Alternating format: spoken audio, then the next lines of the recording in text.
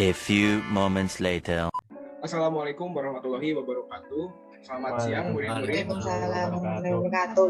Ya, saya Fathan Faid Asyaban sebagai guru di pelajaran sistem ekonomi. Kemarin kan di minggu pertemuan kemarin saya sudah menjelaskan tentang sejarah sistem ekonomi di Indonesia. Yang mana Pak emang Pak? Lupa Pak. Yang Bapak ini udah mau ngebuat 8 pertanyaan buat kalian. Bapak coba deh jawab. Pak, hari ini kuis. Iya. Emang ini kuis Pak? Siap nggak? Oh, dadakan banget Pak. Enggak, belum belajar. Lupa. Tolong untuk murid-murid sekalian menjawabnya dengan lugas dan tidak bertele-tele. Bapak coba kasih contoh kalian di nomor 1, oke? Oke Pak. Kalian dengerin baik-baik. Siap. Nomor 1 itu soalnya jelaskan mengenai proses monetisasi yang terjadi pada masa kependudukan VOC. Monetisasi yaitu penggunaan nilai uang sebagai nilai tukar. Monetisasi ini pada awalnya berkembang di Nusantara seiring dengan perdagangan. Pada masa itu tidak ada standar mata uang pun di Nusantara. Namun ada 2 kelompok mata uang yang tersebar di Nusantara, yaitu mata uang tembaga pecahan kecil dan mata uang perak sebagai pecahan besar. Nah, mata uang tembaga itu karena sebagai pecahan kecil, mata uang tembaga lebih banyak tersebar di Nusantara. Bahkan pada salah satu studi di abad 17 ada 800 juta picis. Nah, picis itu adalah salah satu uang tembaga yang banyak digunakan di Nusantara pada waktu itu. Namun, walaupun banyak di pedalaman Nusantara masih banyak yang merasa kelangkaan akan uang. Dan VOC pun membutuhkan alat tukar jumlah besar untuk membiayai pembelian komoditi dari produsen.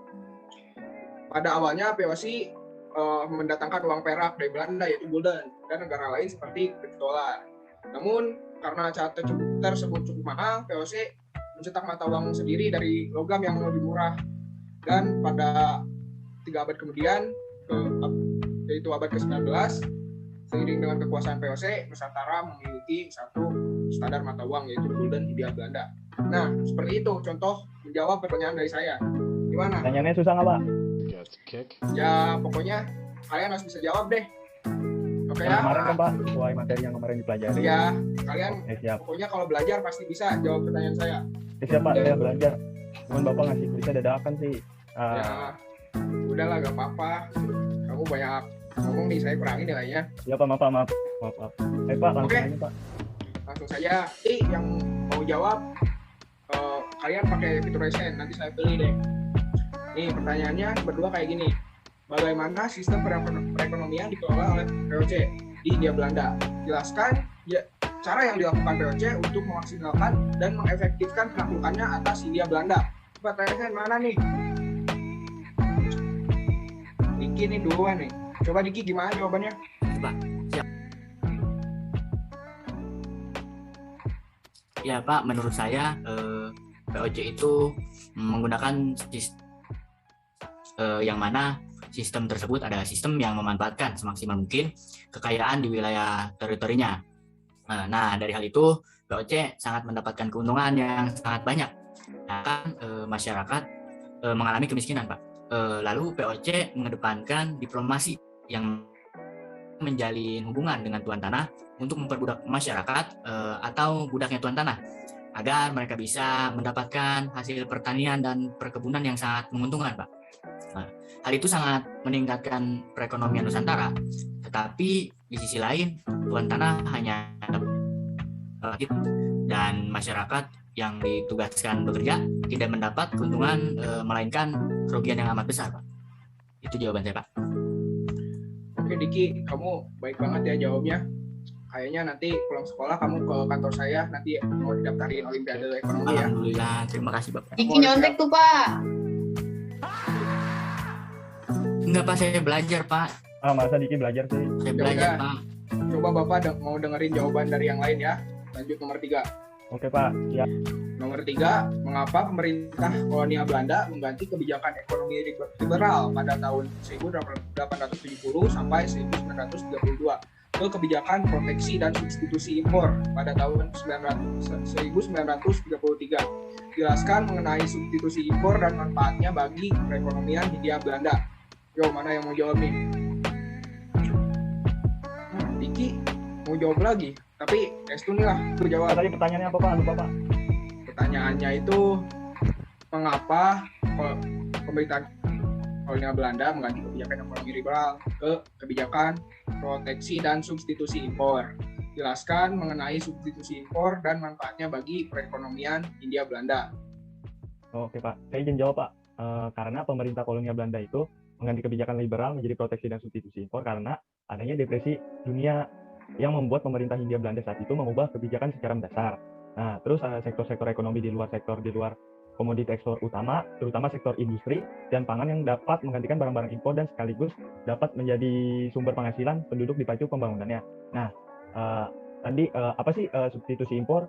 Substitusi impor itu menurut saya adalah kebijakan perdagangan dan ekonomi yang mendukung pergantian barang impor asing dengan produksi dalam negeri. Nah, ada juga manfaat dari substitusi impor tersebut, yaitu pada dulu selama periode tahun 1933 sampai dengan 1942, sektor ekonomi dan industri dalam negeri mencatat perkembangan yang sangat pesat, sehingga produksi berbagai barang lain kebutuhan konsumsi dalam negeri, mulai dari sabun, bola, dan lain-lain itu bertumbuh dengan pesat, dan nama-nama perusahaan seperti Unilever dan lain-lain itu juga meningkat dengan pesat, dan juga mulai masuk dan membangun pabrik di dalam lingkungan Nusantara tersebut Pak.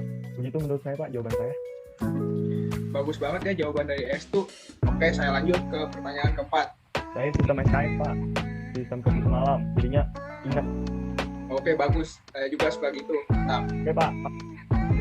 untuk pertanyaan keempat nih ya, jelaskan mengenai ekonomi perang yang diterapkan kolonial Jepang pada tahun 1942 sampai 1945 dan bagaimana era revolusi pada tahun 1945 sampai 1949 menjadi masa kekisruhan ekonomi saat Indonesia baru saja merdeka.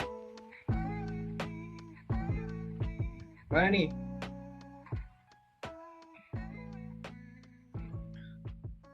Oke. Saya Pak. Saya boleh jawab lagi Pak. Saya Pak, saya belum kebagian. Masa S2 2 kali Pak, masa S2 2 kali, saya sekali doang. Ya pasti kesempatan buat cewek. Coba Dila. Jadi itu selama 3 tahun di bawah pendudukan Jepang, ekonomi Indonesia itu beroperasi dengan modus Jepang darurat. Ciri utama dari sistem ekonomi ini adalah hampir segi kehidupan diatur oleh peraturan-peraturan penguasa Jepang. Intuisi masa damai dibekukan, terus kepentingan bersama yaitu memenuhi perang di atas segalanya, ruang gerak dibatasi, dan itu membuat sistem ekonomi Indonesia menjadi terisolasi dan yang sebelumnya terbuka oleh dunia luar akhirnya menjadi tertutup karena tujuan utama dari sistem ekonomi ini adalah untuk memenuhi kebutuhan perang Jepang, bukan untuk kebutuhan masyarakat. Era revolusi masa ini mencatat kerugian yang sangat luar biasa, sangat besar. Menurut sejumlah laporan, Belanda datang untuk mengambil asetnya kembali di Indonesia, tetapi Indonesia ini malah membumi hanguskan aset-aset sebelum dikuasai oleh Belanda. Nah, persoalan ini digambarkan secara ringkas dalam laporan yang disusun oleh De Javace. Di dokumen ini mengukur secara lengkap kerusakan yang dialami oleh Indonesia, yaitu kerugiannya mencapai sampai 2 miliar dolar. Pak. Oke, baik Dila. Tapi saya juga pengen denger nih jawaban dari yang lain belum pada jawab juga. Langsung saja ya ke nomor 5. Oke Pak.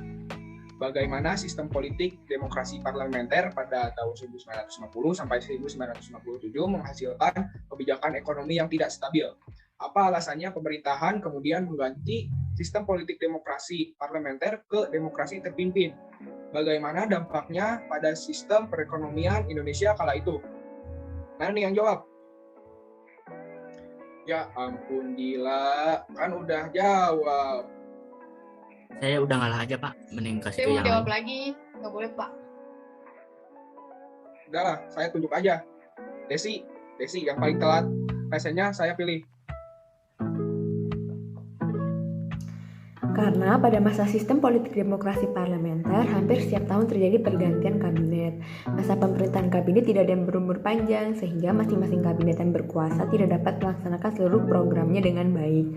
Keadaan ini menimbulkan ketidakstabilan dalam bidang politik, ekonomi, sosial, dan keamanan. Habis itu alasan pemerintah mengganti menjadi demokrasi terpemimpin karena kegagalan konstitusi dalam menetapkan undang-undang sehingga banyak terjadi pemberontakan.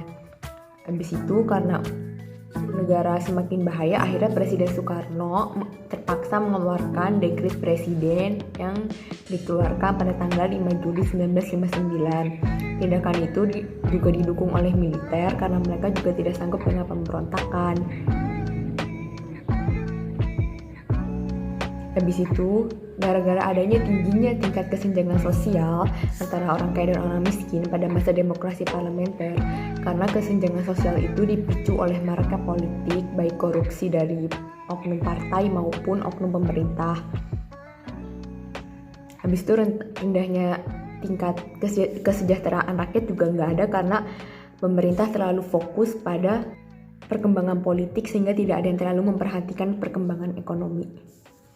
Oke, Winder, kamu dari tadi diam aja ya. Winder ngantuk kayaknya, Pak. Enggak, Bang. Nandain si Winder nih, Ya. amat nih anak.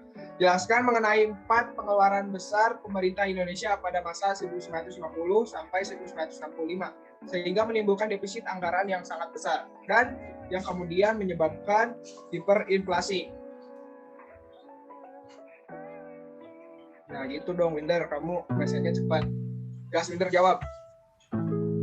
Jadi penyebabnya itu yang pertama itu ada konstelasi perekonomian yang gak jauh beda dengan Indonesia pada saat sebelum merdeka, yang mana saat itu Indonesia tuh benar-benar kayak rendah banget perekonomiannya karena disebabkan oleh inflasi.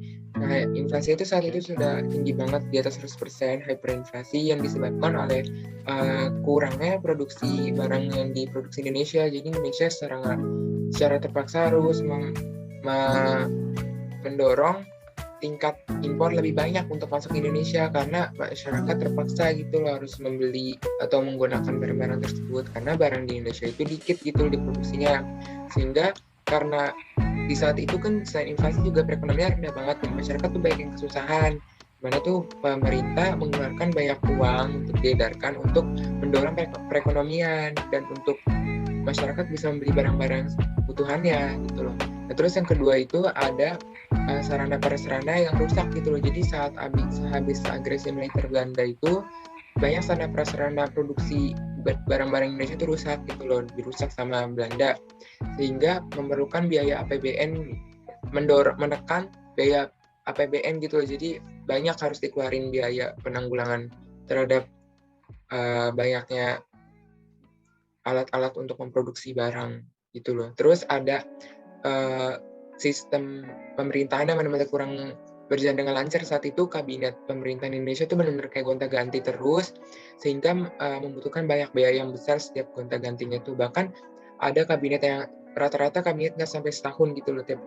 Jadi tiap nggak sampai setahun sekali tuh ganti gitu karena benar-benar nggak bisa banyak yang nggak bisa menjalankan tugasnya dengan baik dan kekurangan dukungan.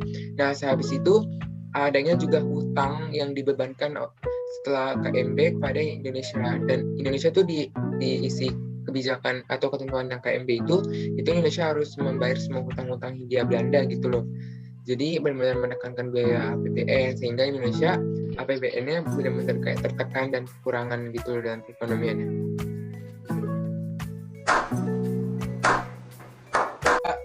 Bapak Winder, langsung saja nih, ada 2 pertanyaan, terus ada 2 orang lagi yang belum jawab. Jadi kayaknya pas nih pertanyaan yang saya buat. Oke, yang pertanyaan ke-7, jelaskan mengenai kondisi perekonomian yang pelik di Indonesia pada masa 1966 sampai 1968. Anis nih, boleh jawab Anis. Baik, terima kasih Pak atas kesempatannya. Saya akan menjawab pertanyaan dari nomor 7, kondisi perekonomian yang pelik pada tahun 1966 sampai 1968. Pada tahun 1966, Indonesia itu tidak hanya menghadapi masalah perekonomian, tetapi juga menghadapi masalah sosial dan politik yang sangat berat pada masa itu. selama 6 bulan setelah peristiwa 30 September 1965, kondisi politik di Indonesia itu masih tegang dan tidak menentu. Kemudian kehidupan sosial dan politiknya itu diliputi oleh suasana konflik, trauma yang mendalam, dan ketidakpastian politik. Lalu dari sisi perekonomiannya, ada hiperinflasi yang tidak terkendali yang sudah berjalan selama beberapa tahun. Kemudian APBN makin menciut karena digerogoti inflasi. Kemudian pengeluaran negara itu didominasi oleh pengeluaran yang secara politis itu sulit untuk dikurangi, seperti subsidi bahan makanan, kemudian BBM, dan anggaran untuk APBN. Kemudian cadangan devisa negara juga nol, padahal saat itu masih ada kewajiban-kewajiban yang harus dibayar. Lalu ada banyak sekali kegiatan ekspor impor yang tidak tercatat, padahal aliran modal masuk itu terhenti sama sekali. Terjadinya kelangkaan devisa akut ini mengakibatkan kelangkaan bahan baku dan suku cadang yang melumpuhkan industri dalam negeri dan bisa menimbulkan kelangkaan pangan. Kemudian sementara itu, dalam beberapa tahun terakhir, produksi dalam negeri itu stagnan bahkan merosot, sementara masyarakat itu meminta perbaikan ekonomi dengan segera. Sekian dari saya, terima kasih Pak. Oke, bagus banget jawaban dari Anis Santika. Kita ada satu pertanyaan lagi dan satu orang lagi yang belum menjawab, yaitu Pani. Nanti Pani, setelah saya bacakan, kamu langsung jawab aja, oke? Pani, coba bersiap-siap ya. Sebutkan dan jelaskan upacara yang dilakukan pemerintahan Indonesia pada masa 1966 sampai 1968, sehingga dianggap sukses menjalankan program stabilisasi ekonomi. Oke, Bapak Fatan. Jadi ada 4 cara yang dilakukan pemerintah pada masa itu, yaitu yang pertama,